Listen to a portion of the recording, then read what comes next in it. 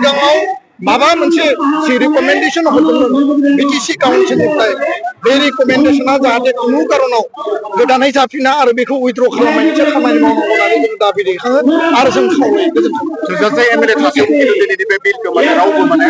दोनथ'नांगौ होननानै दाबि खालामाखै बे बेलायाव। रुलिंनिबो एमएलए दङ, अपोजिसननिबो एमएलए दङ। आल्टिमेटलि 25 नभेम्बराव नुगोन बिधान सभानि फ्ल'राव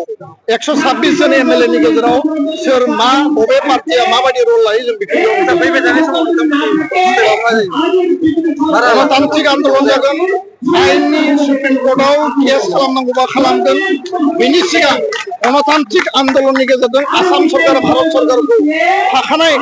एक्जिस्टिं ट्राइबेला गावनि शक्तिखौ दिन्थिगोन आरो ट्राइबेलखौ लानानै पलिटिक्स खालामनाङा आरो ट्राइबेलखौ लानानै पलिटिक्स जाय खालामगोन बेयो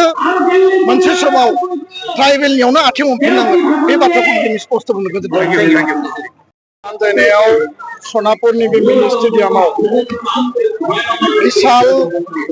ट्राइबेलनि जनजातिफोरनि माने रेलि बेयाव दिनै लानाय जादों आरो बे सोमावसारनाय हाबाफारियाव गासै ट्राइबेलनि आफादफोर फरायसा आरो जातीय आफाद आरो लोगोसेनो जोंनि ट्राइबेल साहित्य सभानि दैदेनगिरि बिबानगिरि बयबो बाहागो लादों। प्राय 1 लाखनिबो बारा बेयाव आसामनि गोबां 6 शिड्युल अट'नमास काउन्सिल आरो गुबुन गुबुन ओनसोलनिफ्राय ट्राइबेल माहारिनि गुबुन गुबुन सुबुंफोरा फैनानै बाहागो लाफैदों। दुलाराय ट्राइबेल माहारिया थोंजोङै जोङो मोनद' हारिनो एसटि होनायखौ अपोज खालायो आरो 2019आव जाय बिलखौ रायजो सभायाव गेना खान्थिनि गेजेरजों आरसिआइआव रिकमेन्डेसन लानानै नेशनेल कमिसन फर शिड्युल ट्राइबआव रिकमेन्डेसन लानानै बेयाव बिलखौ टेबोल खालामनाय जादोंमोन बेखौ उइथड्र खालामनांगौ बेनिखायनो दाबि दैखांदों।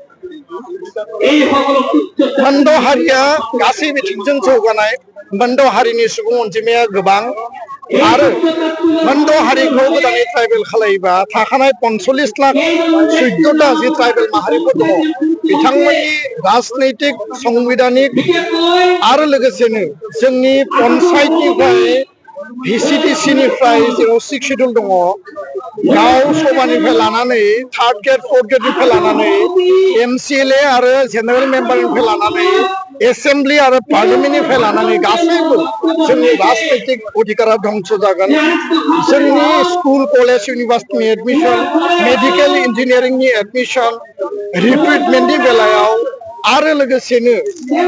जेराव जेराव यूपीएससी एपीएससीनि ट्राइबेलफोरा दिनै मोनसे मोननै सुबिदा मोनदोंमोन गासै बिथिङाव जोङो धंस जागोन। 45 लाखनि जायगायाव 1.5 कोटि मानसिखौ जाबसिननानै होयोबा जोंनि गासै बिथिंजों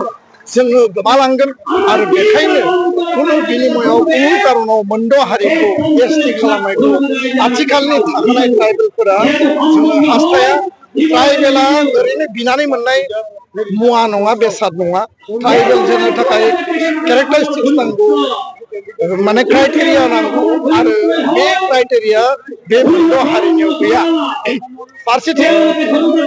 फैबाय थानाय 25 नभेम्बराव आसाम सरकारा जि रिकमेन्डेसन लाबोनो नागिरदों आरो थाखानाय ट्राइबेलखौ धंस खालामनानै गोदान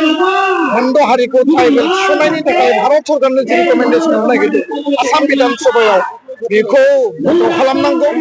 आरो बेयाव 22 जन जि एमएलएफोर दङ ट्राइबेल एमएलए बे ट्राइबेल एमएलएआ जेराव मन्त्रि दङ जेराव स्पिकार डेपुटि स्पिकार दङ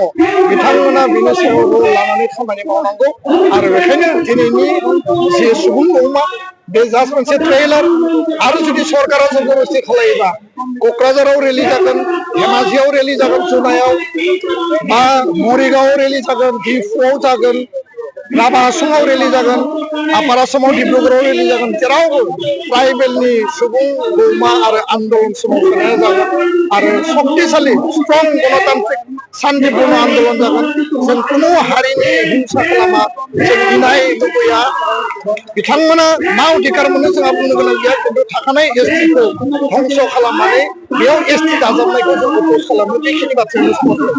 बेराफारसेथिं जेनेबा जों जुदि आसामनि खोथा जुदि बिटिसिआव जुदि नाहरबा हाग्रामा महिलारि बिपि बेबायदि एनअसि होनाया बेयाव खहा खालामा आसामाव थानाय गासै पलिटिकेल पार्टी आसामाव थानाय गासै माने दल संगठनफ्रा बयबो मन्द हारिखौ एसटि जानायखौ लुबैयो आरो दिनै नाय साहा सानजा आसामाव जायफोरा दिनै एसटि नागिरदों बिथांमोना गावसोरखौनो बुंदों स्वर्गदेवनि फोलेर सोरगोनिफ्राय फैनाय हारि होननानै दा बेबायदियाव जुदि मोनद हारिया एसटि जायोब्ला बिटिसिल' नङा डिमाहासाव कार्बि आंलं बयबो धंस जागोन आरो सिगाङाव माबा मोनसे जि रिकमेन्डेसन हरदोंमोन बिटिसि काउन्सिलनिफ्राय बे रिकमेन्डेसना जाहाथे खुनु कारनाव गोदानै जाफिना आरो बेखौ उइथ्र खालामनायनि खामानि मावनांगौ होननानै जों दाबि दैखाङो आरो जों खावलायो थोजासे एमएलए थासेयावबो दिनैनि बे बिलखौ माने रावबो माने दोनथ'नांगौ होननानै दाबि खालामाखै रुलिंनिबो एमएलए दङ अपोजिसननिबो एमएलए दङ आल्टिमेटलि 25 नभेम्बराव नुगोन बिधान सभानि फ्ल'राव 126 जन एमएलए नि गेजेराव सोर मा बबे पार्टिया माबायदि रल लायो जों बेखौ गणतान्त्रिक आन्दोलन जागोन आइननि सुप्रिम कर्टआव केस खालामनांगौबा खालामगोन बेनि सिगां गणतान्त्रिक आन्दोलननि गेजेरजों आसाम सरकार भारत सरकारखौ थाखानाय एक्जिस्टिं ट्राइबेला गावनि शक्तिखौ दिन्थिगोन आरो ट्राइबेलखौ लानानै पलिटिक्स खालामनाङा आरो ट्राइबेलखौ लानानै पलिटिक्स जाय खालामगोन बेयो मोनसे समाव ट्राइबेलनियावनो आथिं हमफिननांगोन बे बाथ्राखौ दिनै स्पष्ट बुंनो गोजोनबाय